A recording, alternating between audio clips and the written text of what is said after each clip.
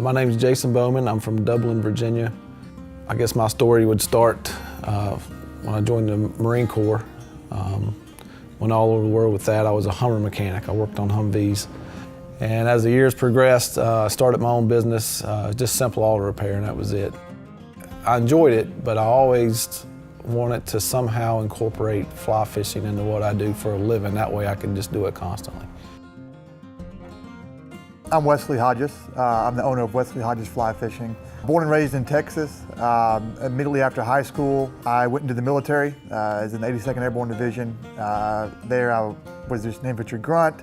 Then I went into reconnaissance, long-range reconnaissance, and then I went to the sniper field where I finished up my time in the military. And then I got accepted at Virginia Tech, and that's what made me move here. And then, of course, as you can see just by the surrounding area, I fell in love with it. Some people go to the gym, some people cook. I went fishing. And just being on the water and the sound of the running water and being in nature and all by myself, it soothes you. Some people go to church, but the creek, that's my religion, and that's where I come to peace with things, I guess you could say. This area of Virginia, I would call it right on the fringe, the edge of West Virginia. And West Virginia's motto is wild and wonderful. This place is, like I said, it's right on the fringe of it. It's almost untamed, if you will. It's not uncommon to float down the river on different stretches and not see a single soul all day long.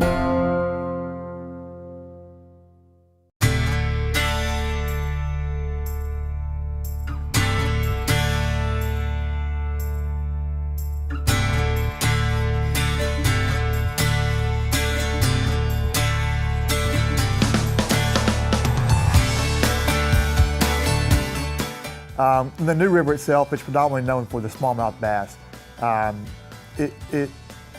couldn't give you an actual number per square mile, but the fly fishing for smallmouth bass is insane.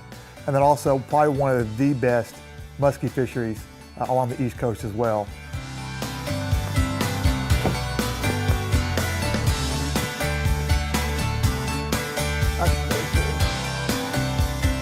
Yes! About true 18 right there. That's 2 fish.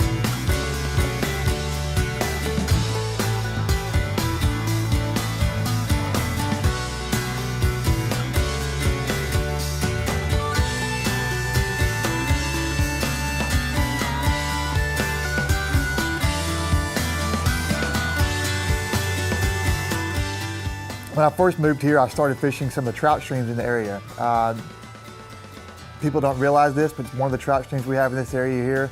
I've caught back-to-back 2 of my biggest freshwater wild brown trout ever. A little over 22 and a 24-inch in a small mountain freestone stream. We're in Giles County on Little Stony Creek. This is one of their more popular waterfalls. This place is loaded with native brook trout. This is really the only native species of trout in the state of Virginia. Rainbows were introduced from out west and the browns were introduced from Europe.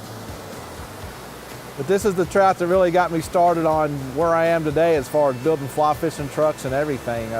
When I left and joined the Marine Corps and then came back and was stressed out about things, this is what really helped me relax and zone out, was catching these little guys. So they've had a big influence on my life to be such a small creature.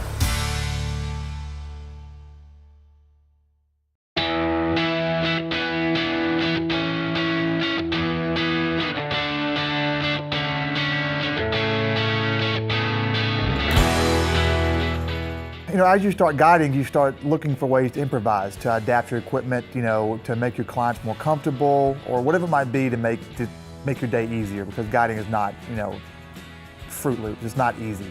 I told Jason one day, I was like, if I come up with an idea how to build a box, a storage container for the back of my SUV, you think you'd be helping me make it, to store my fly rods, all my fly boxes and stuff like that. Kind of realized that, hey, it's a pretty handy thing to have. Maybe we should build some other stuff like this related to how I can maybe mix in the mechanic side and the fly fishing world. And that kind of started clicking in my head, hey, this is how I can do it.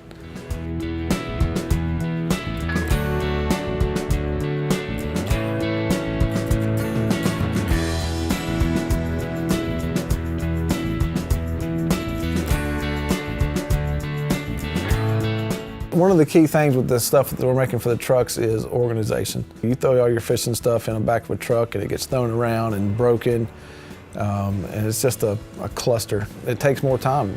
The longer you're out there trying to fish through your stuff to find it or have broken gear, it's the less time you get on the water. If you got a good organized vehicle to have all your gear stored in, it makes for a lot better trip.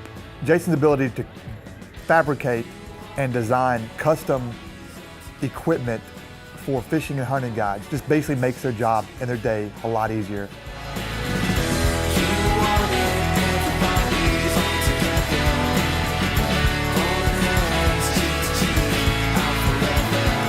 The beautiful thing about outdoor recreation is if it's properly, I would say, maintained, it's almost self-sustaining at that point. Growing up here my whole life, I've seen a lot of changes. Factories have come and gone, people have come and gone. We've had good times, we've had really low times.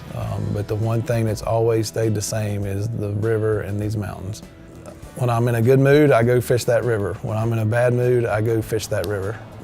We can do things devastating like mountaintop removal, and once we do that, it's done. There's no turning back.